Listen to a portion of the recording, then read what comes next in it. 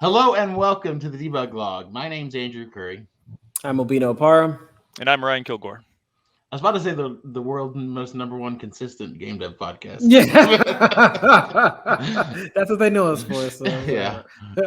Yeah. We've been on a tour of duty for no. Saving lives. Yeah, if you want, we were just commenting on, we don't have, I don't know if we've been as consistent with our audio, but we had a couple of YouTube things this year, the past year, and that was good. And you say couple, and you literally mean couple. Well, okay. Well, that's just kidding. People don't do that fact checking or really care. But anyways, we're back. It's 2022.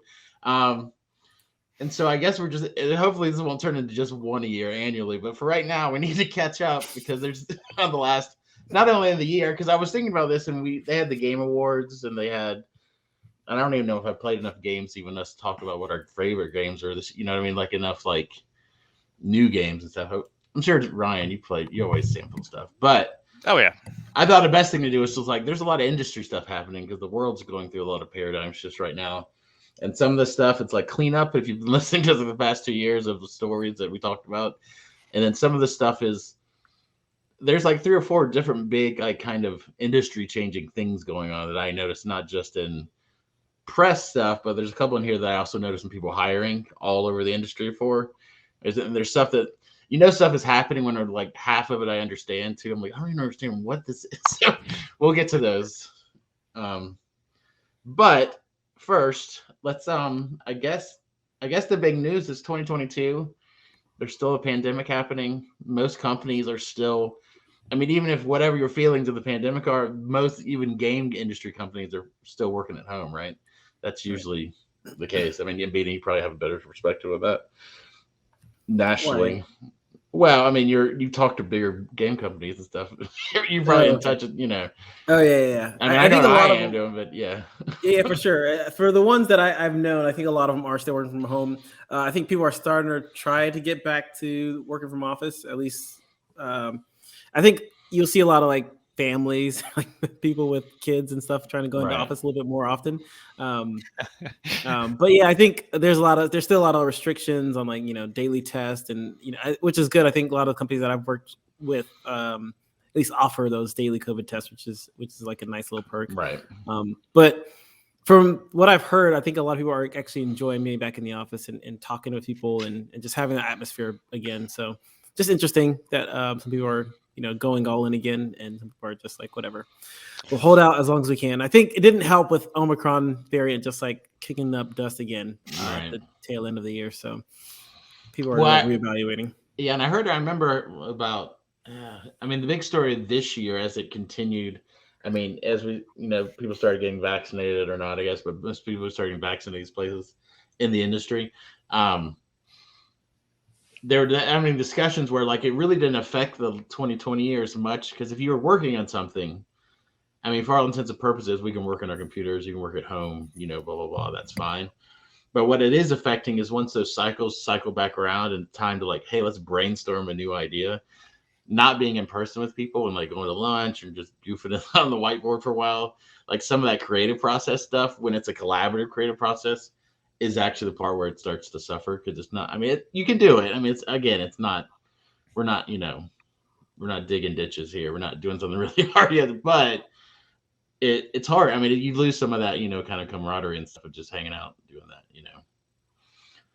So it's interesting to see this year. We had some big games and stuff. And I don't know. It just didn't. I don't know.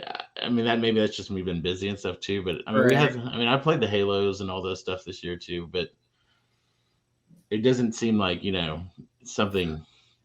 Maybe what was like I don't even remember what like the big game of the year. What was that? I know like was the indie side was like Hades was a really big one.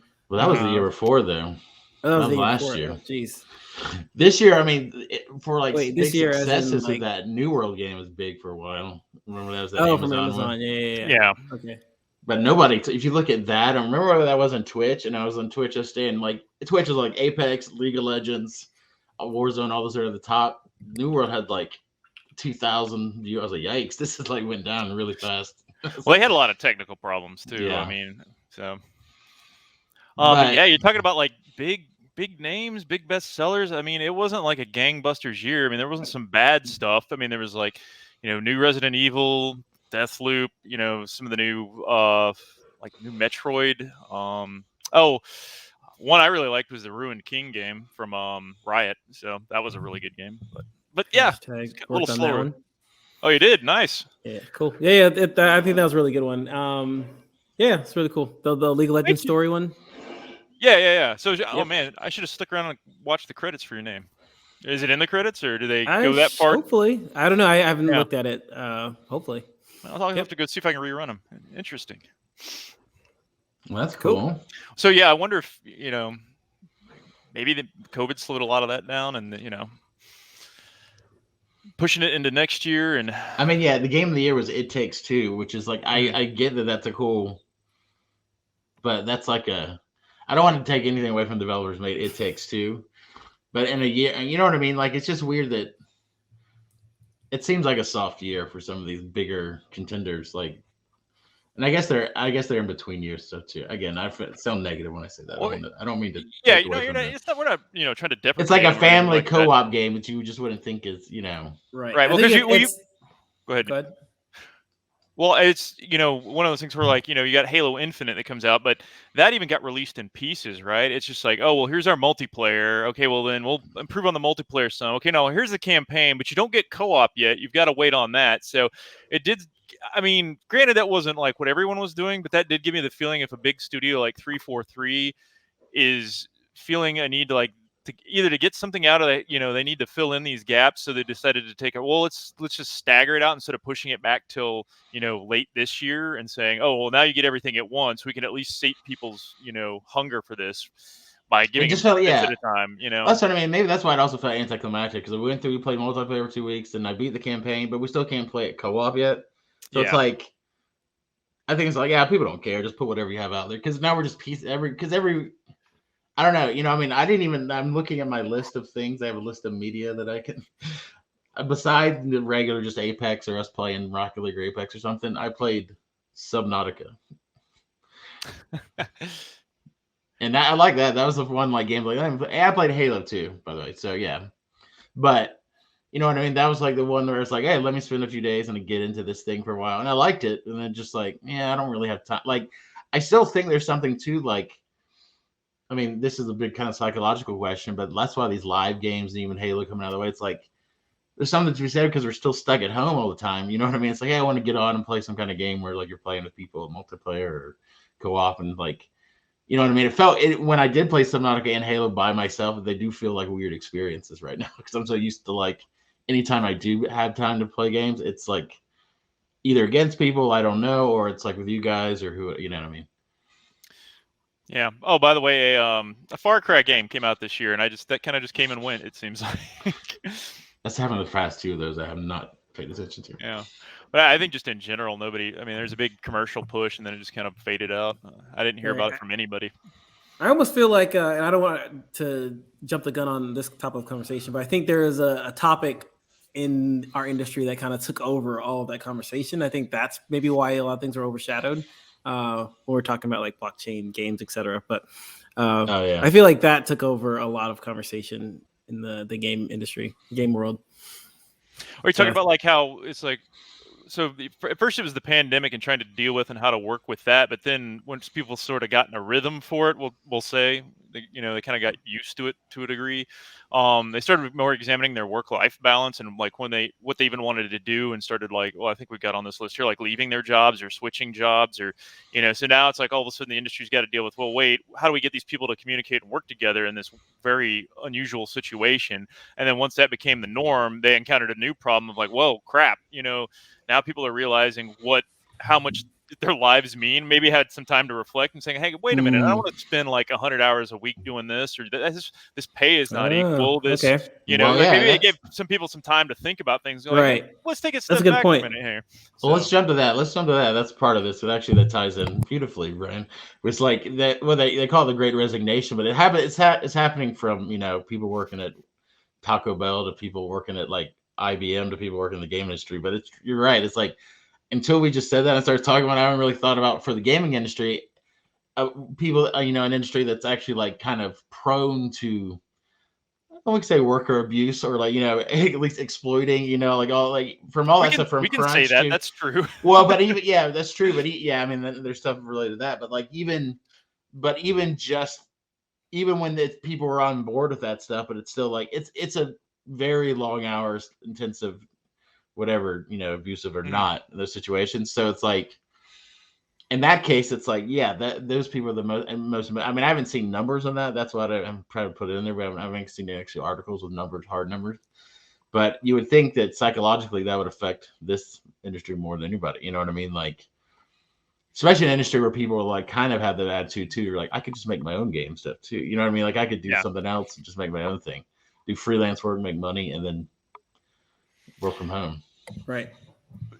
Yeah, and I mean, just empirically speaking, it's just kind of happening all over too. Because even where I work currently, it's not part of the game industry directly, and it's like we're trying to figure out how do we retain people, because I mean, right now just software jobs in general, like the salaries on them, and I guess the need for actual developers is just it's like a boon for devs right now, because people are just looking to hire them left and right. So, and salaries would just keep creeping up because it's like, well, we got to get people, and the only way they're getting people is like more money, more benefits, that type of thing. So, yeah, it gets hard to do that when you're like, well, what am I? Well, like I could work here and do this thing I really love. That sounds awesome, but like the pay's worse than some of these other software jobs. The benefits are worse, and all of a sudden, somebody people keep dropping stuff in your inbox saying, oh, hey, and the new ones are remote too. Yeah, and you don't have to leave your room. And I've noticed a big trend in this, because we all get them. If I mean, it's anybody that has a CS major at some point, whatever that happened, they got on their list. It's I guess from LinkedIn too, but I get 80 of these a day. You're like, hey, I've noticed that they're all, not only are they mostly all remote now, which makes sense, but have you noticed this? If you read them, they go, we don't do Scrum, we don't do any meetings. I was like, whoa, guys, they're like really like, he's like, you don't even have to show up, you just have to make sure you talk to your person every day or two. I was like, whoa. I was like, all right, well, that's like, we won't bother you. Just please code something. Please God, yeah. I don't know if that's the answer either, though. It's like, no, we just get to leave you alone and put you in a hole. It's like, well, yeah, no, we want to communicate, but we want an equitable conversation about things.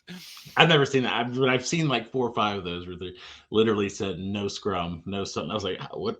I don't understand how you do some software stuff without some sort of system, Yeah. And remotely too. It'd be different if you're all there together in like some kind of, kind of kumbaya circle thing, but I don't know how you do that outside of.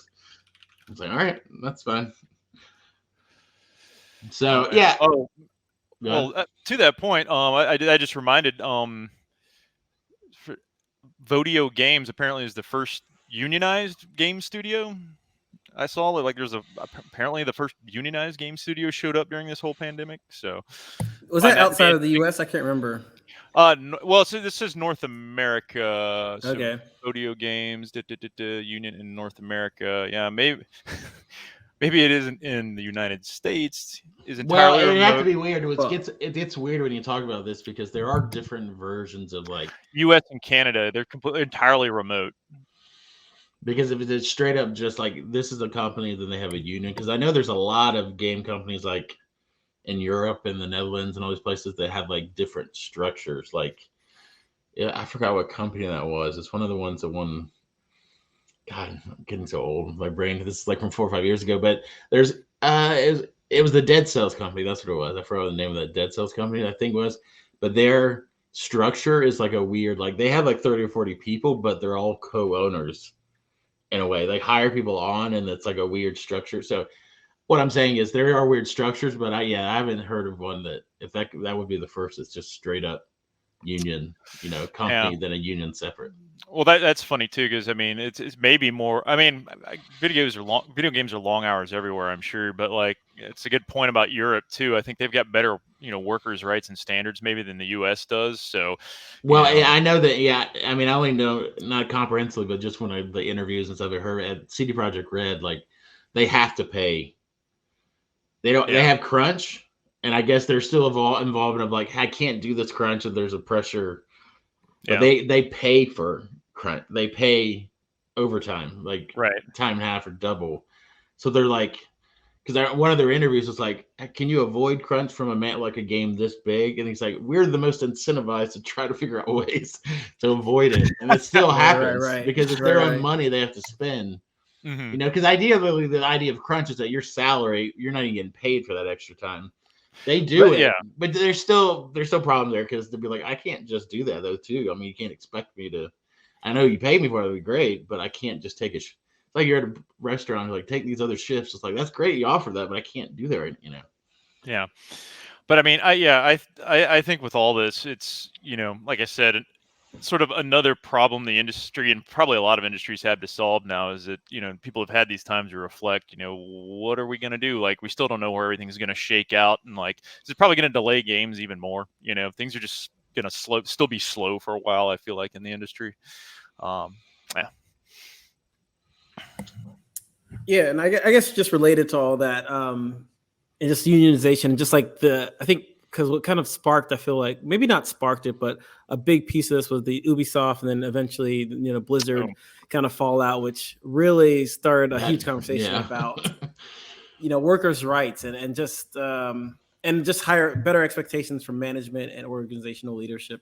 But I don't know, what was I guess your initial thoughts? I remember when I first heard the news, and I was actually pretty close to it, but when I first heard it I actually really appreciated the fact that the whole company seemingly just rallied behind this, new initiative to try to get, diversity and inclusion as a big, forefront of the conversation, workers' rights, and just, expecting more from leadership. What was your initial thoughts, I guess, when that broke?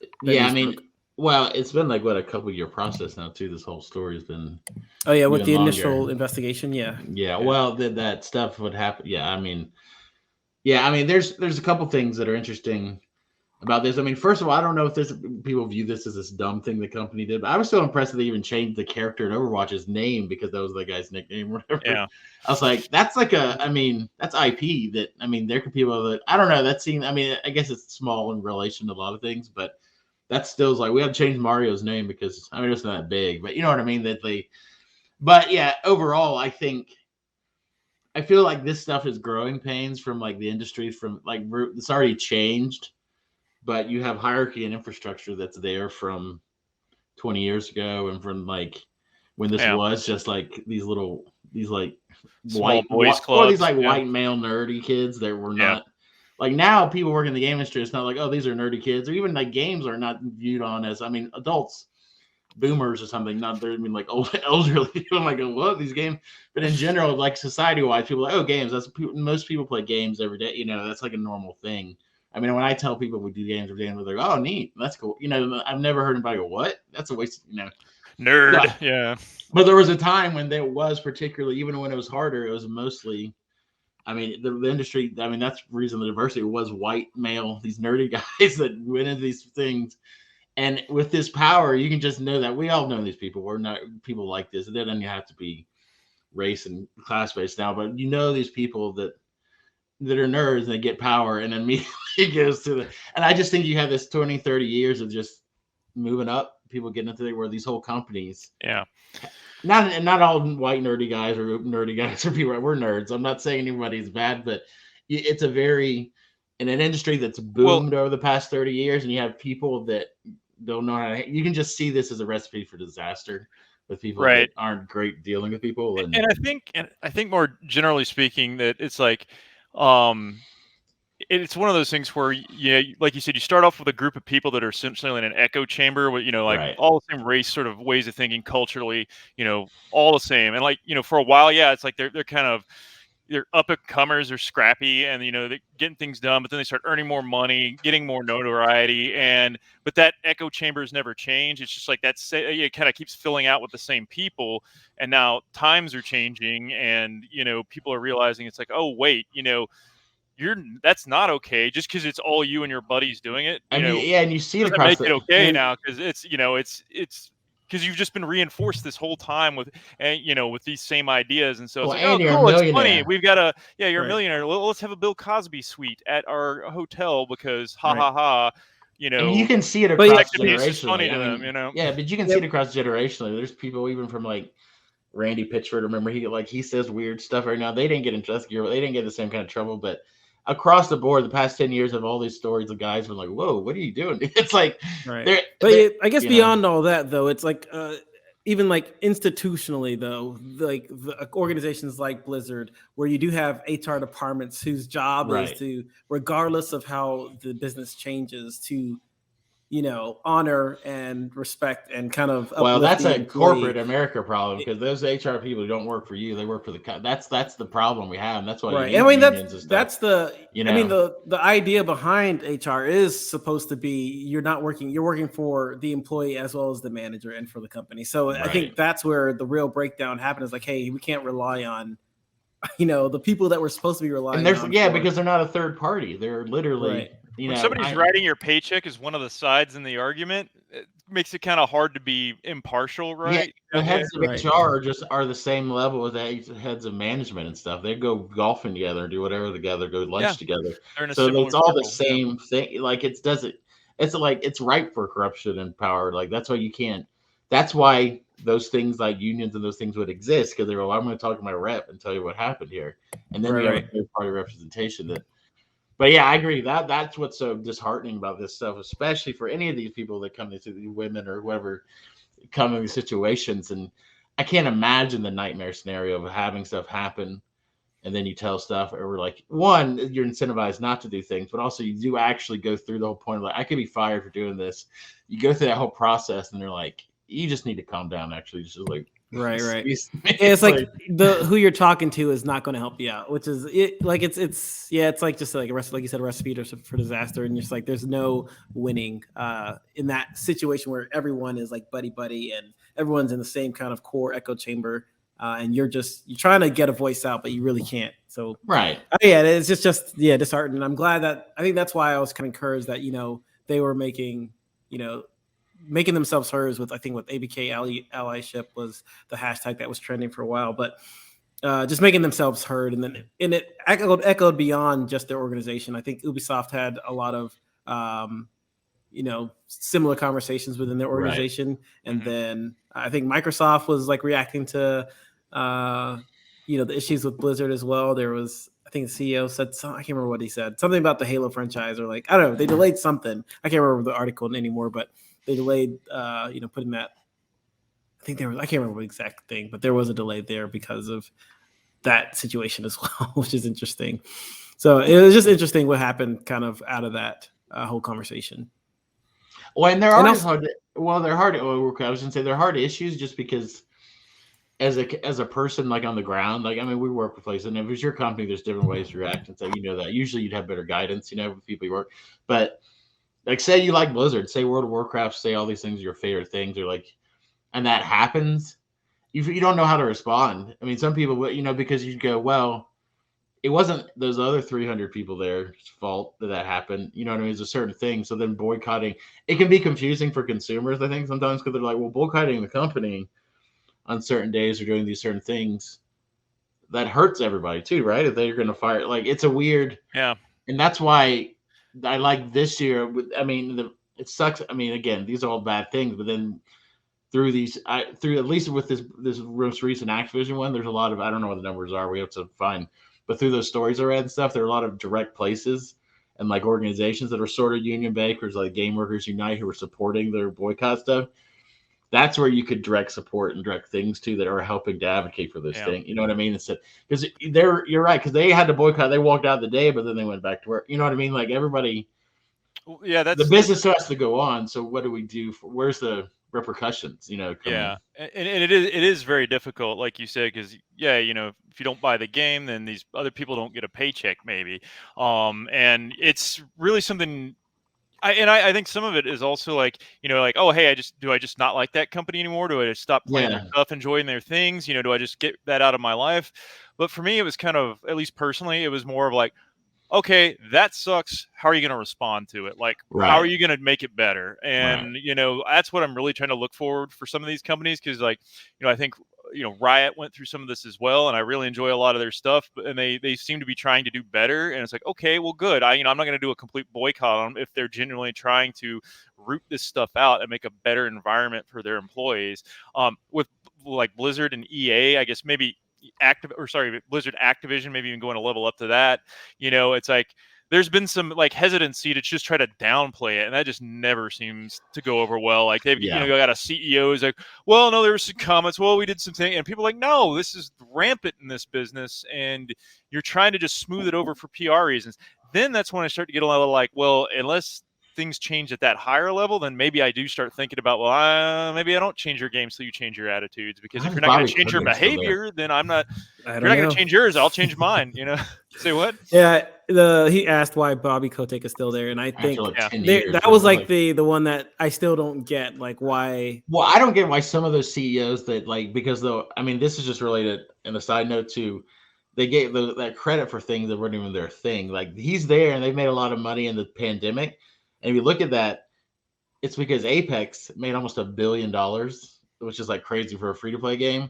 It had nothing to do with. They might have said, "Sure, you guys can try that," but that was all Respawn. Like it's all creative stuff who were doing the thing and taking a chance. And then it's like, well, I was here while that made $1 billion, so that's why I should stay. That ties into why he's still there. You know what I mean? That's what ties into the reasons why he's still there. Right. It's the under his leadership, the bottom line has went up and to the right, and that's all they care about. And I don't know, that's why they keep him. And if I remember, there was like a board of directors when they put out kind of a statement after Bobby was like called out, and they were like, yeah, we support him. And then after that, I think it's kind of got hushed, and like no one really brought it up again.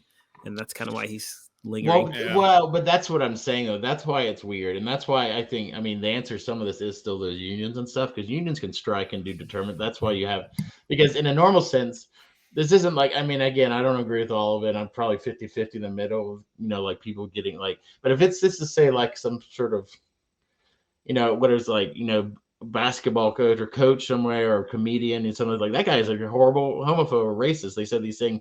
That's one person you can go, well, I'm just not going to pay attention to them anymore. And other people can, that's fine. But you could you make the personal decision. And that's the one thing you can just not have in your life or have, right?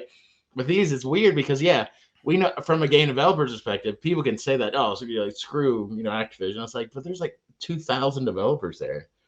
And can you imagine, like, what if it's your dream to work for Blizzard? Like, you love World War, like, they've had this 20, 30-year legacy of all these games. And you get there and you're like a 25-year-old developer and you're like, oh my God, this is amazing, whatever, And maybe it's fine. Because I'm sure it's not like a hellscape there. I'm sure there's parts, maybe you don't experience any of this stuff, whatever it is, but you're just there. You just got there and all this stuff happened. You're like, oh my God, why? It's like, that's not their fault, but that's what sucks about all this. Cause it's like, right, these are real people that are there and they don't know how to, what do they do? And people, they want to defend the thing and they don't like. Yeah, and that was actually like real people's stories, which I've kind of heard in firsthand, like how they were working to get into Blizzard for a long time, and they eventually got into it. And it was like a couple months later, the fallout happened. And I think to their point, I guess to your point, is like it is their dream though. It's like, and it is there's some separation between leadership and the groundwork that they get to do and contribute to their favorite titles and favorite IP. So there's still some joy in that. It's just like to Ryan's point, it's like how you just have to watch what they do from then on. It's like, hey, because I feel like it's going to be rare that there's a company that doesn't mess up in some way. Well, that's a part of growing older too, though. Not to get too like you got to learn how to like kill your idols at some point too, because whether it's a person or like, oh, I just love this person, or it's a company. Like I'm a Apple. Everything I have is Apple. I don't have an Apple sticker in my car because that's a company. Like they could be. They do the horrible. Like, you know what I mean? Like. It's like, it's because you can't, it's that Batman with Dark Knight. It's like, die as a hero, live long enough to become a villain. Because that happens with anybody or any company or anything. And you just have to be careful. It doesn't mean you hate them and they're horrible and evil, right? Apple's not evil. But you can like their stuff or prefer things, but you don't need to get into. Don't let that get in the way of like other things they're doing. Yeah, you know what I mean? It's like, you've got to go into it with some clear vision. And you're right. It's like, when you're younger, everything just is very sort of like Xbox, this or that. PS5, it's very black and white. It's like there's no gray areas. Like this is well, I'm getting behind them. Yeah, like you said, I'm an Xbox person or I'm an Apple person. And the older you get, you're like, yeah, they're great, but there's also a bunch of crap that goes along with that, and you need to acknowledge that. Also, you're not getting paid to be the street team for them either. And it's like, Yeah, like, they appreciate your business, but yeah. other than that, yeah, you Well, don't they need to go love get it. in fights. But they love you guys. But they love it that they're out there fighting for it because it Oh causes. yeah. I was like, nobody's paying me to do this. I'm not. I mean, if they want to pay me to market them, I'll do it. But it's like that's not Yeah, gonna happen. yeah. It's But yeah, you just got to go. companies. Yeah, you just And got to use your adult logical brain to think. Take a step back and think about what they're doing. So. Well, and especially like I realized it on the company side of this, even outside of controversy, you realize they were like, well, it's Bioware, where it's these companies that made this game before. And I was like, well, who was actually there that was there 10 years ago that could make this same game again? You know what I mean? Like there's companies that I wonder even though I have a lot of problems in Destiny 2, I think it's a miracle they still somehow have a core, like how the game feels there, that feels consistent across Halos from the Halo to Destiny. I don't know how that's possible, but then usually the case is like, well, the new Mass Effect came out and it was horrible. It's like, it's all different people. It's like, what do you mean? Or even if it was some same people, it's not the same like creative, like there's no such thing as the company's not the thing. It was those developers at that time over that 3 or 4 years, which made that magic. And that's Ubisoft's a great example of that. Like they just got teams that are rotating between like, okay, well, you're on the next Assassin's Creed, you're on the Far Cry team, and and like sometimes those are good, sometimes they're bad. Or it's like, oh, this is Ubisoft Montreal doing this one versus Ubisoft, but whoever else, and you start to realize you're right. It's like, who are the studios and the people at the studios at the time that did that? Because, that's, like you said, that's kind of what the genetic makeup of the game is those people, those ideas, those technical abilities, and just saying, oh, it's Blizzard. It's like, well, yeah, but if Blizzard starts to hire poorly and people leave because, of things of this nature, then you're going to end up with a different set of genetics there that may put out worse games. All of a sudden, oh God, the name flew out of my head of the Overwatch. Like all of a sudden Overwatch starts to feel clunky, or like the character design just gets poorer. It's like, yeah, like you said, kill your idols and say like, all right, what are they doing now? What do they look like now? And what am I actually going to defend about what they're doing, and not just holistically take them in and be like, wave a banner for them. So, yeah. Just like everything. Yeah, that's a good life lesson. Guess what? Nuance. Well, everything. It applies to, politics, anything. You know what I mean? It's like, you don't need to worship people. You need to look into them. Right. I think it's important to have like your own moral standards and boundaries set. That don't change based on a team or, I used to get, that always was my, we talked about this before, like with football or anything. Whereas like you have people that love a team, and then their person comes in and the guy's obviously a jerk or cheats. Like, well, it's fine, he's fine. It's like, this goes to politics too, but I don't want to get into that. But like no, it's fine. These are bad things. Now he's on my team, so it's fine. I was like, that kind of thinking is never good. Just always, have your own morals that you judge anything. And it's like, well, if it's again, part of it's realizing that the company name is not the dream. The dream is those people that work with. You might not be able to work with those people, so seek out people sometimes. All right. Well, we kind of covered some of the Blizzard stuff. We kind of covered some of the, and again, just to add to kind of a pat on that, like I do think these situations is where sort of unions or some sort of third party advocacy for people at a company could actually work, because like I said, they can walk out and do that thing and show that support, but they don't have much leverage. And if they let it go and just like, it'll just settle down. Like once nobody's going to talk about it anymore, nobody's going to say anything. Once the board calms down, everybody's like, okay, it'll go away and nothing will happen. You know what I mean? That's why you need third party advocates actually to say, because they could say they could change their HR, but what does that mean? You know what I mean? So it's like, and I don't know, maybe that was part of the details. Maybe they do have third-party people doing, audits or something. I have no idea. But it's important that you get people that aren't getting paid by the company. That's the bottom line, I think. If for at least to like check in on, we do that with every other thing. You know what I mean? With you check the food, you check the thing. We all have to have inspections and stuff. Yep. And it's the only reason that this thing even came into fruition is there was a third party, which is housing something, and I don't know, cares, whatever, that actually researched the company and was like, okay, well, this is not good. So it's not like they haven't been complaining in Blizzard for multiple years. So right. Yeah. So it's been a big year, past couple of years for that. I don't know. I put in the mergers and acquisitions. I don't know if there's anything we want to talk about. One of the ones that Embracer Group is like a company that's like taking over and buying everybody. If you didn't know, there's somebody nobody knows about, but they have like a bunch of different companies now. It's like THQ Nordic and all those things. Remember when they like had like a fire sale a few years ago? But they're just a company that's like you're going to see more and more. They're becoming like the Tencent, like the of the West, basically, right?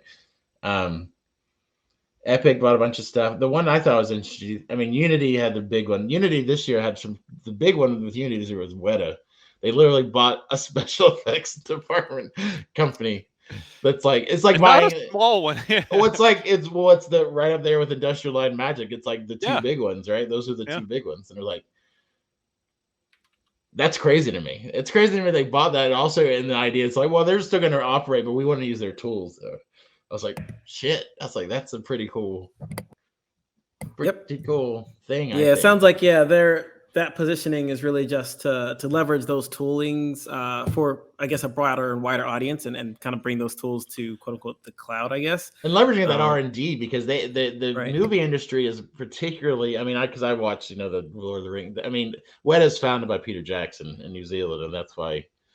But it was before. It's almost the same thing. I think they had it before, but it's almost the same sort of deal. Like Industrial Light and Magic was founded by Lucas to do the Star Wars. Weta existed, right? Maybe before the Lord of the Rings, but they got pumped. That's how they became the money. But with movies, it's like you're basically gathering money. You're like, we need $200 million from these investors, but you're basically you're subsidizing your R&D. Because even in those Lord of the Rings movies, they developed how to do the fire, the Balrog. They like invented it as the movie was being made, just in time to do it. But from a business standpoint, that's basically you're getting other investors to come in, pay you to do R&D, and now your company has that. But you got paid by New Line, the movie company, to make the movie. You see what I'm saying? So it's a pretty good deal. But now Unity can take those benefits from those tools as they come in. So I think that's pretty cool. It's kind of a perfect idea. Yeah, and I mean it's another space for them to compete in too, right? Because a lot of film and TV type of stuff uses Unreal for some of their virtual environments and things like that. So, having a broader set of utilities to, step into that arena will definitely help them a lot. Right. And I think artist tools were kind of Unity's less appealing areas. I feel like they did really good for the developer, the engineer, but artist tooling was kind of lacking. So I think this is a good way to push, more artist-focused, artist-centric tooling. Go ahead. I mean, I don't want to ask you directly. I don't know if you don't mind that, but is that I didn't read at that time. Is that part of like the sort of vision? Is that in the future they would have like, hey, we have our engine. We have the editor as a program. We also have a 3D modeling tool that's it's a suite-based thing would be neat. They're not going to roll everything into that. I mean, maybe they would in the editor, but I like the idea. They're basically like Adobe for game development. Basically, they're like, hey, here's your 3D tool. Here's your particle effects tool that you bring stuff into. Here's your sculpting tool. Yep, that's great. That's a great idea. I think that's a great equivalence, is just saying like an Adobe for game developers, which is like this cloud-based tool where you could just pull down different things that meet your need, whether you're making a video game or making a, like Ryan said, maybe like an animated film or something, and you just pull these tools to do your project. I think that sounds like it's the vision for Unity, at least. It's cool because that doesn't exist. I mean, Adobe is Adobe, but Adobe has some integration between Adobe, and it sort of works sometimes. But they're also trying to do it for everybody. They don't have particular just, hey, where everything's feeding into make games. So they don't have a separate 3D model tool that just plops into, the editor right then, or like, that's pretty neat. Or an audio editor that plops right into. I think that's cool. Right.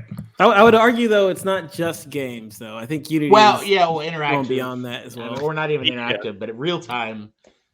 3D real time 3D applications is probably a better way. I guess that's because it wouldn't necessarily just be interactive, right, with the movies and stuff. So I think that's cool. The other one I thought was cool on this, and Epic bought a few different things too. But they're always buying. Unity and Epic are always buying technologies that are going to help. But Weta was the big showstopper, I think, this year. Speaking of, I'm not sure if we have this on the agenda, but just talking a little bit more about Epic and just what it's done this past year about especially with the Matrix kind of Oh yeah, I forgot about that showcase. Yeah, I think they kind of pushed a lot of they're pushing a lot towards like the film industry as well, and just changing how tooling works within the engine as well. So it is not just about games as well, like making cinematic pieces within their engine. Well, the big thing they've been used for the past couple of years is with all those Star Wars shows. They use that volume for Mandalorian and Boba Fett. These both use but it's Unreal, which they make they talk to I was listening to one of the Kevin Smith. They talked to the cinematographer this year on the Boba Fett, and they said for a year they lit those environments. They're not just like, hey, let's throw this together. They spent like 8 months creating environments, lighting them, and with the VR headset on, so they can sit there, look around like it's a real environment. So that's cool. That's cool. And then they projected an Unreal for the volume. So that's kind of neat,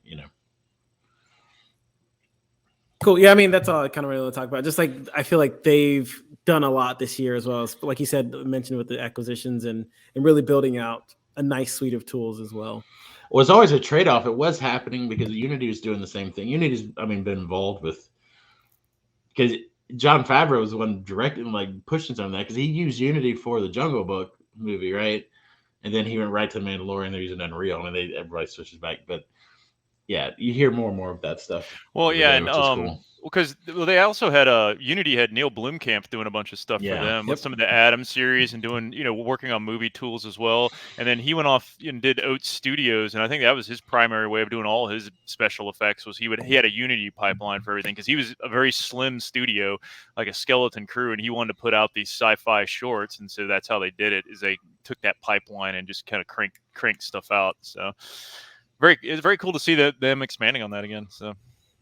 Yeah, I think it's very cool. This is a very random question, but what do you feel like? How do you feel about these game engines doing things outside of games, like outside of like focusing on industrial, focusing on film, like? Well, that's what I do every day for a job, so it doesn't. It's not really. I personally, I think it's great, but I absolutely think that that those game engines are a great solution for a lot of this like real time FX work, and it'll vastly speed up production times and lower costs too, I think. And but one thing I will say is I would hate to see like the games and I guess motion pictures, we'll just say, or like video effects merge together too much, right? Because I don't know if you ever want it to be that generalized. Like having an engine for 3D games, I think makes sense. Like, hey, because you don't want to bring in a lot of extra cruft that might, come along with doing the video editing or this and that. It's like if you can I think it's great if you can kind of keep them separate when you need to, right? It's like I only need these tools and this part of the engine to make this game, because as an indie developer, you're not going to need probably like the Weta level stuff necessarily, But I mean, that's just an example, though. It's like I don't want a lot of extra stuff being shipped or like sub-optimized for 3D games type of things, right? It's like, because some people even like write their own engines each game because that's how specific they want to optimize for the specific thing that game is doing, maybe because of the gameplay or the visualizations or that type of thing. So I don't know. I think there's room for definitely having a generic way of doing things, but also you don't want it to get it so much that you just got a lot of bloat to your actual, say, game when it's released because of that. I mean, I'm not saying that's happening now. We don't know how it's going to all fall out necessarily. So, real quick, I have a thing. I was going to say, I have one thing to say, but I'm going to ask you a question related to that, Ryan, because of some of this year. For me, the Unity, like as being Unity in particular, like Unreal is already past the point of like, even I mess with Unreal now. I mean, I know everybody's all messed with Unreal, and 5 looks pretty slick too. But I still think them versus even Unity right now, they still have the learning curve for setting up something simple and real is so much more. I mean, they have like templates, but you get that in there as a normal person. Unity, you can still open up and put it in normal 3D or 2D, and it's like a cube or nothing, and you can put a script on something. And like, as long as Unity stays that, or even maybe it separates and they have like a Godot kind of simple version of Unity and then like the cinematic thing. That's what I want. I don't want them to become what Unreal already is now. where it's like it just feels like it's big, big beefing Mustang. You're like, I just need to go down to the store real quick.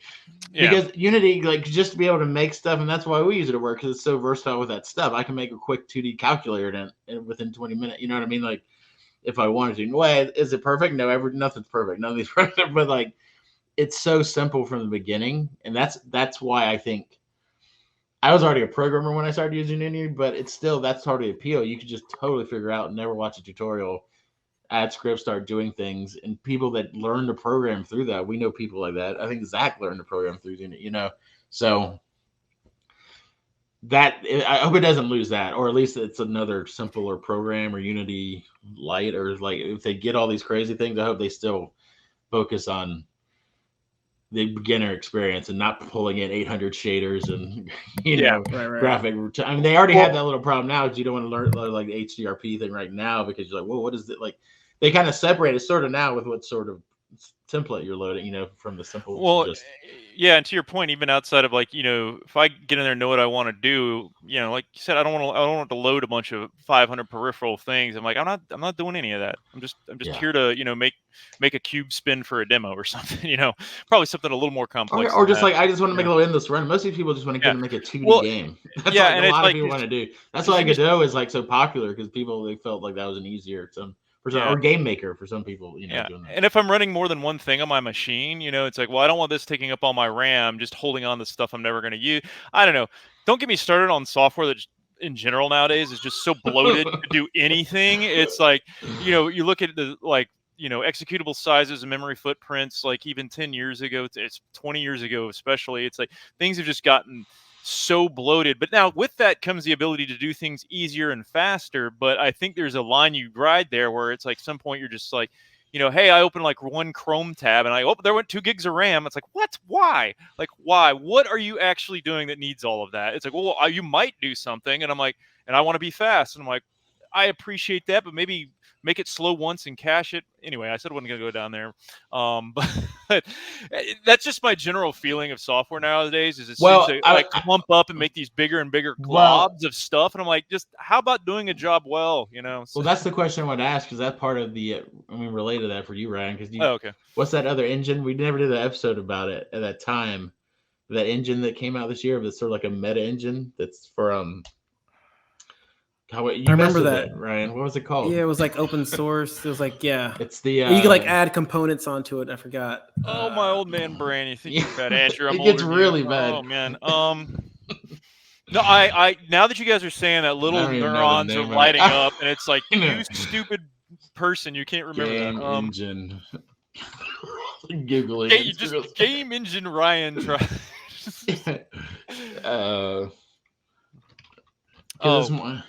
I know what you're. Hold on. You know what? I better get on one of my tabs here. One of my. Oh my God! It's not even coming. Oh wait. Bevy? No, that's not it. Hold on, I'll look. What was the the question about it? I guess. Well, Well, it was about like that. It's about like, how does that actually tie in? Like, I was gonna say, if you don't remember what it is, I don't know if we could like. I don't know. Yeah. I'll find it within 2 seconds. Hold on, just tell a joke, Ubina. Hello, my baby. But that's what I'm saying. To keep talking about the Unity part, is that most of that stuff, I think it's a big deal. That's why, what is it?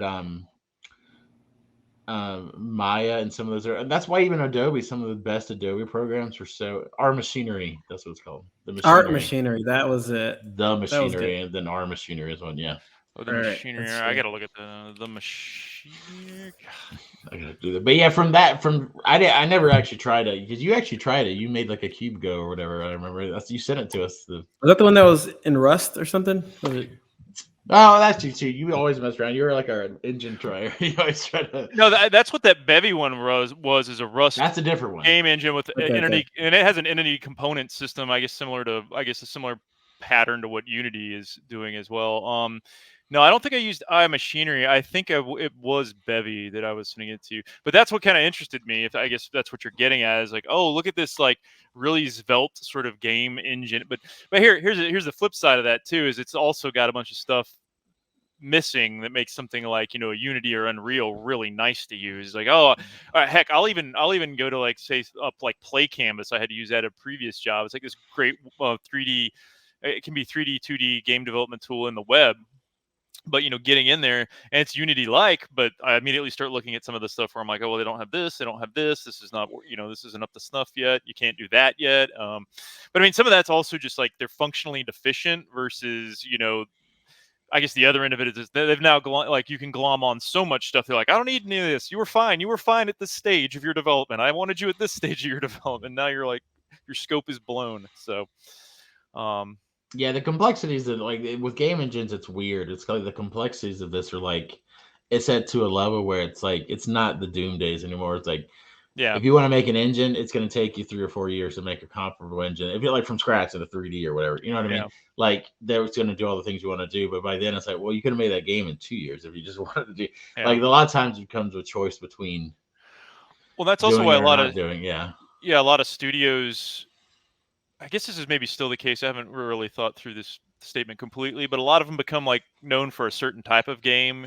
You know what I mean? It's like, oh, Bethesda, you kind of know what they're going to put out. Right. It's like they announce a new game like Starfield. You're like, well, I can pretty much compare it to the old, like, you know, Morrowinds or Fallouts, you know, that type of thing, or you know, or like, that's why some of them use Valve, Unity like, for or some use Unity so they can do a variety of different type of gameplays and different things. But I mean, even with or Unity, for stuff that's not. Well, I was saying for stuff like the CD Projekt Red, they have their Witcher, Cyberpunk, I guess, engine.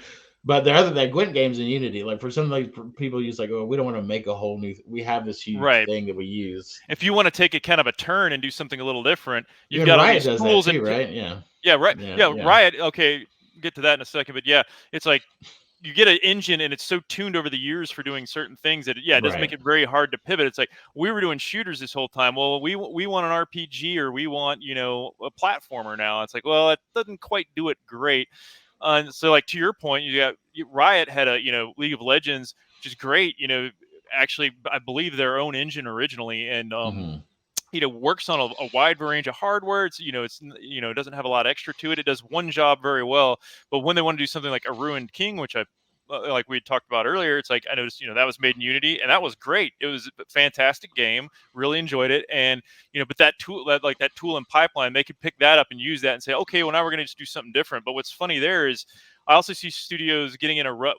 I shouldn't call it a rut, but they'll still do the same type of games even with Unity, because even when you're in that environment, you start to build up tools and procedures and pipelines. You sort of get a culture for yourself, and you're like, well, what if we just took a left turn? It's like, well, we got to we got to write a bunch of new code for that thing, because, you know, we never did X, Y, and Z. Well, but that's all like now. Yeah. That's very enticing to game designers and stuff. It's like, I don't want to. So you're saying I don't have to hear about the developers doing all this crap this time? It's just we already have it made and we can just make stuff and move on. And you're like, yeah, that's not how it always works. So you can't. It's like unless we made it as some kind of template that you can use for that, it's not going to work that way usually. But yeah, it makes sense, because even though game developers, I mean, even though all the big ones, they use modified versions of like Unreal 3 or Source. Like Apex is on Source Engine, but that's a Source Engine that they used back in the day.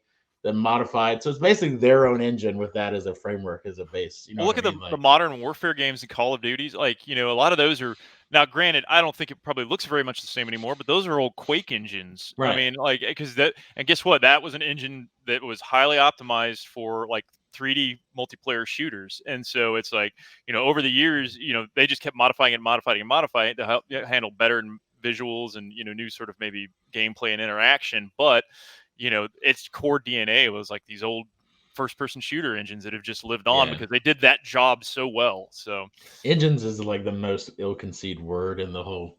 I mean, I don't think most developers have an ill-conceived of what it is, but the press talking about it, when you hear game developer, Giant Bob, or any of those people talking about it, it's like, well, they're all really just frameworks. It's just how much stuff is in there and what pieces are there. I mean, because they'll be like, that engine's like 12 years old. It's like, but no, it's not though. Like it doesn't. Well, one, if the 3D rendering and that stuff is up to date, then it doesn't matter how old it is. But two, it's like there's like 80% of that engine's like brand new code. So I don't even, you know what I mean? That you always hear people talk about it. I wince sometimes. I'm trying to remember what sparked this conversation. Was it me asking basically About what Epic. engine? Yeah, exactly. And then we start talking about engines. It's kind of funny. Yeah. It's Sorry, fun. if you open that door, I cracked that door, and you're like, "What?" Exactly. Let's talk. We're talking engines in here. Exactly. All right. All right, but yeah, I mean you're talking about how people perceive the term engine. Maybe I don't know if you guys want to keep going, but the term metaverse has now become like the new engine. I feel like so. Right. Well, actually, hold on. Let's put a pin in metaverse. Sure. We might, because that might be a whole episode if we make Okay. it. I do want to. What I want to hit on real quick is the NFT one, though. Oh, okay. Yeah. Which also could be in that. Yeah, but I don't know enough about it right now to be an episode. So When people say it's blockchain, we're going to use it. What do you think that means? Like, I don't know. Yeah, the metaverse one is like, yeah, it's gonna be the future, maybe. Well, that's the one we can wait on. The NFTs thing, the reason I brought this up, I mean, it's in the article that we posted from gamedeveloper.com. But it used to be Gama Sutra, by the way, which is good. They changed their name so you can actually look at it. I've had like 3 or 4 different corporate jobs before where you try to look up Gama Sutra and it's a block site. And just because it sounds, I was like, what? It's like, it's a game developer site, but it's called Game Developer. But Sure. on just when I do stuff on Upwork, I do a lot of like freelance stuff for here and there. I've got to show you guys the stuff I've made, like little games for people or web games and stuff in the past couple years. I have seen over the past 6 months the rise of every game developer, because I always check game developer stuff because usually you just be like, hey, I need an educational thing. I was like, oh, cool, I do that stuff. I've done that. You know what I mean? I can work.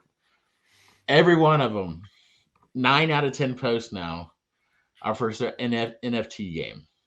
Right. And it's like, do you know these blah, blah, blah protocols and blah, blah. It's like, I'm trying to make this NFT game. And like some are a lot of money and some is not a lot of money. You can tell people just don't know. I was like, what in the hell is going on here? And that is the biggest from people hiring for that. Because then if you look at job things for that, it's, I mean, whatever it is, it's like taking, I mean, I know what it is with this thing, but it's taking over completely. For all these companies getting acquired and getting investment, they're like, oh, this company's got you look at the game and it's like a little whatever, some card game, and like they just got $500 million from an NFT investment for like, excuse me. So that's the thing that's gonna be big this year. It's gonna continue to grow, I think. I guess we can explain. Everybody knows blockchain and the crypto stuff, and I think my understanding how the NFT stuff works into those games and these, because I haven't played one of them actually, but it's a new way to actually, it's almost like a new way to do transactions, in-game transactions, whatever, in-app purchase kind of things, because it's a way to make money off of stuff in games. Because now you can have your players. Part of this is a cool game designer idea, because think about this: you could be playing a game and you get loot, and that loot is unique to you. It's like an NFT. It's like assigned to you. It's like, great. So you're playing, what do we want to make it? Let's say it's World of Warcraft, right? Let's say one of those games. You get loot assigned to you. You're the only one in the universe owns that piece of loot, that variation of that loot or whatever. Now it makes trading, if you hook into these things, it makes trading with people almost a third-party controlled thing that can't be kind of corrupted either. So now if they open it up, I can say, hey, Ryan, I'll sell you my thing, or I'll give you my it's almost like Steam has those items, you know, for like PUBG and stuff. Same sort of premise, but because it's NFT and it's more like a kind of a centralized or third party, or you know what I mean, decentralized with third party exchange. Now that game company can make money off transactions between each of their players, selling in-game items to each other and then selling them back, or trading, or even if they're just trading, we can say, well, that costs 0.001% of this, you know, Ethereum. You can add commissions to it. Right. There's a lot that you can do in the blockchain. That's the main gist, right? That's like the main thing why I think investors are excited about this, because it's like another layer they can put commission on things inside of.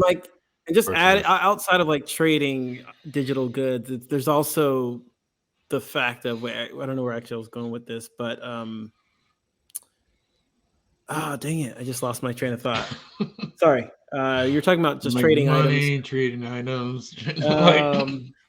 Also, here's the upside I was going to. It's just kind of like beyond just trading items, there's also the ability to play to earn. Basically, you're working on the blockchain or a unit of work. You probably hear this concept a little bit, but you can do work in a game, and then that work, whether that's mining something in a game, or I don't know, just running in a game, just constantly running in the game, and that could be translated to some term called work.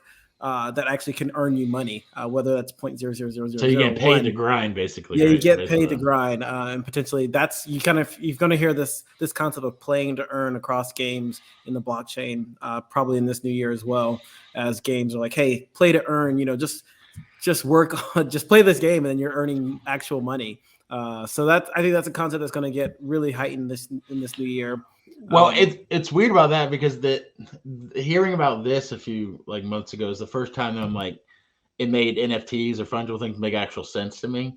Because when you're just selling an NFT of a meme, and it's just like, hey, that's what we value between the three of us. Hey guys, look at this thing and it's cool. I mean, yeah, it's a marketplace and people make money, but just in general, the average, it seems like a wasted thing. But in a game, say we're all playing Apex and I got this really cool skin that is pretty unique, or it doesn't even have to be unique. They could have a bunch that look like it, but for this one, I have a version of it that I can sell to Ryan. He's like, oh, I really want that, and I could do that. That's value. That's actual value, because in that game world, things have value that are cosmetic, that are, if you like the game, if you play the game, you think that stuff is cool.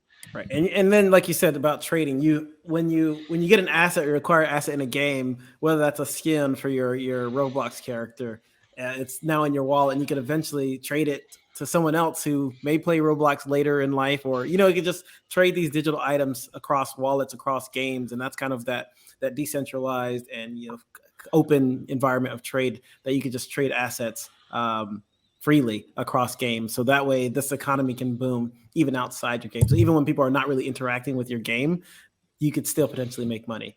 Right. So it's a question for you there then. Do you guys remember was it Diablo? Was it 2, 3? What 3? They did Auction House. Yeah, they did the live auction house with real money attached to it. But they didn't they put the kibosh on that? Didn't they say they shut that down after a while? Yeah, I think it was exploit, but I don't think they thought it out. But I also thought it's because they could cheat and hack the system. That's why the blockchain comes in and it becomes much more secure. Yeah, and you can't hack it. You can't game it, basically. No, okay, that makes sense for an answer then, because I was wondering, because it must have not, was it, how would NFT or blockchain improve that type of thing? And if it was just adding that authentication layer, I mean, it might have messed up the game dynamics too, though. Yeah, because Diablo is kind of a game you has a history of you being able to dupe stuff. It just seems to always end up happening a lot. So if the that's blockchain, the case, then the marketplace would just tank. Yeah, but so if a game developer, when I create an item in that game, I'm generating an NFT universal address or whatever the hell, then it doesn't happen. They can't dupe stuff. You can't have. I mean, I get you guys technically could. You could probably always still dupe stuff, right? Because if it's just like create an item, assign a unique ID, or put it in the blockchain ledger, and now that gets propagated to everyone that those are valid items. But I'm paying for that mistake, though. I think. Yeah, there is cost, and the cost. There's a cost. The cost, and so they're incentivized not to do that too, because you're like, well, you can't just keep generating numbers willy nilly. It's like, they pay a commission to do that. Yeah, but I guess it all depends on how it's structured, right? Because in that point, it just becomes the same problem that Blizzard has. Because the minute it's like, oh yeah, well these all have legit IDs now. Well, the problem was there's a network glitch, and if you unplugged your router and plugged it back in, blah blah blah, then it generated 2 of them, and it's like, and everybody can say all day like, oh no, it shouldn't happen. It's like, and it doesn't fix play to win problems in games, because if you have that set up already, that's a good design problem. But like I said before, with Apex, I keep mentioning just because I read that one article about the money, man. $1 billion last year. In that game, you can't buy. It's only cosmetic. Apex, you can play. Even the legends in Apex, you never have to spend money on them. You could unlock, and they're very easy to unlock. You have 5 levels, you can unlock a legend. You don't have to need to spend money, because then if you make money on that, they have it where you could unlock the battle pass based on what you earn, and it's not even that hard. And if you get one, you can always just keep going, because they give you enough money. But that game, just the cosmetics, made $1 billion. So if they can imagine, they can make $1 billion plus. Now I have cool stuff that I've just unlocked in the game. We all have skins. You have cool skins I haven't seen before. Oh, that's cool, Ryan. Where'd you get that one? Right. I can say, well, let's trade, and then they get money off that trade. So it turns into $4 billion they've made a year, because they've made money off those things. And there's levels to the blockchain universe. I call it the universe, but just in addition to trading, you can add royalties to items. So like, people can get commissions off this, and then you can basically create passive income as well. It can make it its own little stock market as well. It's like a digital stock market. Well, I don't want to. Again, I don't know enough about all this that it could be the seventh layer of hell. I don't know. I just know the logistics. A lot of these companies don't yet either. They're just being like, "Yep." From a design standpoint, my brain starts ticking though, because you're like, "Well, that's cool." One, having freedom to trade. Well, here's the one thing that is better. Think about this. I'll use Apex. Let's just keep the. If I go in Apex, they have like $20. They have ridiculous price skins, but it works for them because they have people buying them. If I buy that, that's all it is, ever. If it's positioned as an NFT, it is something. Even if the game literally closed down, I don't know how they represent it. Maybe the picture of it or the thing. It becomes a collector's item that I have. That game shut down, but we have a thing that is a digital good from that game.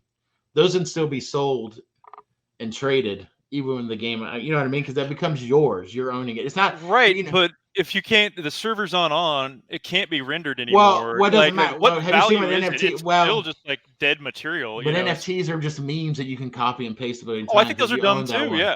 But what I'm saying though, put it this way, it's sort of like a digital version of just having the DVD again, because now with iTunes, technically when you buy movies, you don't own those movies. You have a license. No.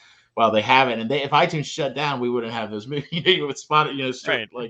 But you don't have the player. You have the DVD, but not the player anymore. Is the problem? It's look, here's the rocket launcher from this game. Yeah, sure, but you can never see it. But you're getting into if the NFT's done, by the way. But I'm saying that they're cooler than another. If they just showed the picture and the card of what you had before, it's like a trading card. But hey, I had this game that was a game for a while, and it was like, depending on what they are and their collector's items, I'm guaranteed this is the weird feature, dude. I don't understand. And also, even when ideally, sorry, go ahead, Obina. I was saying, ideally, maybe when a game shuts down with items that are worth something on the blockchain, they might trade it for, like, your rocket launcher is traded for X. And another game, coins, trade them in, or trade it for coins or something, and then that for the next game or something. Yeah. I mean, to be fair, you're right. I mean, a lot of this will have to be figured out over time, because the first integration of this is probably going to be dog shit, to be honest. And it kind of feels people will learn from that and maybe get better at how to deal with some of this stuff. Part of that does feel cool, that from a third party point of view, I have own this thing now that is part of that. I mean, it's part of the game, sure. But whenever we have those perks and stuff now, they're just still in that game. That game shuts down. You're never going to see that perk. I mean, I know this is all stupid again, but in the relativity of that universe, it seems like. And that what I was thinking is like that makes you be able to do like weird special events where you have contests to get to a certain, like that used to do in World of Warcraft, where it's like only 5 people in the world are actually going to get this thing because they did this thing in the game. So stuff like that. How often do you look at your Steam? This may not be a one-to-one comparison. How often do you look at your little Steam trading cards? Well, I don't. Yeah, but I mean, I kind of feel like it almost falls into that category of things where it's this is not a marketplace. But this isn't made for. But this is. But also, NFTs they're connected to money, like real money. So the Steam cards are traded for money too. You can. There's a marketplace for those. That's fair. I don't know. I'm just throwing a example. Yeah, as you can tell, I'm just not a huge. I fear what it's going to do to games. And again, this is just old. Yeah, I don't know. I'm being afraid of change in this arena. I don't. Like the NFTs, it's weird. It's like crypto and blockchain stuff I get, but then there's a weird thing. But you're always like, I kind of don't know why we need this. And then when the NFT comes along, it's like I don't quite understand NFTs, but that made me understand the blockchain thing. And it's like it's a rolling under this isn't for I don't know if I don't who knows it's just like it's a wild west, and that's why everybody the reason it's caused this crazy thing where everybody's investing in it, and that's why everybody's hiring for it. And I can't imagine taking one of these jobs because they're like nobody's an expert in making an NFT game. There's no developer. The ones that are out there are barely out within the past few months, you know what I mean? And they're like little Farmville kind of games that are just trying to do NFT, and it's like they're just basically a picture on top of an NFT generator, something. They're not really games, so we don't have any. I mean, I don't know. It'll be interesting. There'll be more ways to the kids like Johnny. Why is there $8,000 charge? I bought a sweet skin. Yeah. I don't know. Maybe it's something in me. I also feel like, like you were talking about that scenario of, the game shuts down, but now you have this sort of catalog of things you can still trade. It's like I feel like I'm not paying attention to my stock portfolio if I'm not dealing with that. And it's like I don't have to think about my games like that. It like kind of gives me a little bit of anxiety. Like, you're not optimizing your monetary return on your NFTs in this game, and I'm like, I just wanted to slay but a part of dragon, that's man. cool though. But think about that. So it what can if, be if what that's if what the you time want. from when I was 6 years old playing Mario, I was earning weird NFTs from Mario back then. So every game I've ever played, instead of having this achievement score on Xbox that means nothing, those are all like a built up, like, oh, I have a bunch of stuff, and like it's kind of dumb, but it's cool. Again, I'm not saying this is the best thing in the world. I'm saying it's cooler than what exists now. If you think about it, there's actual there's time put in, and there's stuff that technically is yeah. I guess for me, I just don't see at its heart. Like, okay, we've added the NFT, and it's like, I mean, people have already been trying marketplaces and this and that left and right. So I just don't understand, like, adding this unique identifier and another piece of technology to it. Is it really offering that much more? I think it gives you what you've had in games, the marketplaces, but it goes beyond just your game if you want. And you know how you're getting like, value out. Go ahead. Well, I think how he's getting Ryan, you're getting like a little angry about it because you're like, I don't quite get it, and it's angering me. To me, it's like I understand NFTs in this context, and it makes me happy because I'm like, oh, I get, because I don't understand why you'd buy a sticker or a meme for $2,000, and it's just a meme that it's just like a GIF that you can replicate, and it's like, but you own it. It's like, who cares? Yeah, I guess for me, this has a practical, real world like application where it's like, oh, I could give you a cool helmet if I wanted to. Well, I guess for me, also from a technical level, I've tried to read up and understand some of the blockchain stuff before, and I by no means fully understand it still. But it's one of those things where it's like, you've got all the different currencies from like, Bitcoin to Ethereum to Dogecoin to whomever. It's like, so, I guess, does each company just create their own coin and their own protocols for this, or do they build off top of Ethereum and their way of generating and, the protocols that fly between them? I guess for me, that's where it gets a little muddy, is I'm like, I feel like people haven't even figured out what they're doing with cryptocurrencies yet besides just having them. So what is that going to add to my game besides just like this extra noise? I think we can talk about this forever. We should maybe put a pin in we'll put a pin in that. Because there's stuff about this. I think this tames what crypto was where everybody's trying to make their coin. This like, it's just Ethereum. It's on this thing, and that's how we use it. It kind of. But anyways, we'll do another. We'll look into it more. I'm ignorant to this topic. I've only, watched a few videos and read a couple articles, but we'll look into it. Yeah, because Lord knows that maybe we can find some way to get him and talk to him about it. That actually would be good too, but that requires a lot of work in preparation. But maybe we'll just talk to somebody off. Yeah, maybe off mic we'll talk to somebody too.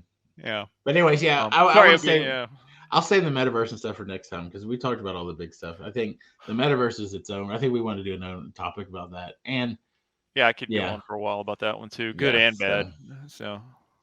All right, so that's it. That's 2022. We predicted the future. I guess we did. I don't know. I guess the future. I mean, I don't know. I think it's gonna. Nobody knows the future of this because it's gonna just continue. Work from home. Maybe not NFTs. What else? What are the buzzwords? Nothing. The metaverse. I think we didn't really talk about it. Yep. Yeah, I mean, that's one where it's getting real buzzwordy, and so it kind of makes me a little worried as well. It's like, so we'll see. There's still no shortage of games, indie and AAA coming out, so it seems to be chugging along. I think the industry's actually done pretty well the past couple of years, despite the world being different. So, Elden Ring next month. I'm looking forward to it. I don't even know what game I'm looking for this year. Yeah. You are getting old, Andrew. Don't even have a game you're looking forward to anymore. Well, Halo was the one, and then I played it, and I was like, wow. Halo was great. Hey, you can look forward to playing co-op with Zach and I then. Yeah. When they finally get that out. When is that coming out? I think it's the second half of this year. I'm not positive. But they dropped multiplayer before everyone thought they would, so a kid can hope. Yeah, maybe. It's a fun. Everybody should play Halo. It's a fun campaign, too. Yeah. So, that's a recommendation. Stamp. All right. So in the meantime, what do we got? We haven't done this in 6 months. Hit that like and subscribe button. Oh yeah. Smash the subscribe button. You can only hit like now. You can only, what is it, dislike or Well, they don't display Yeah, they just say dislikes. dislike or whatever. That's a huge meme now. It's like, I went to go to learn something on YouTube without the This is how dislike old clown, and it's just a total disaster from what they've learned. Everybody's like, well, it's because of corporate. They hide the corporate downvotes, which is true, I guess. But to me, I'm like, if you can't say anything nice, don't say anything. To me, I'm like, yeah, let's just have an up, or just have an upvote. And this, I know I'm ideal. Okay, what else do we have? Facebook group, the Debug Lounge, that's still there. Still stuff's in there. You can search just the Debug Lounge on Facebook. And also, like we said, these are on YouTube now primarily.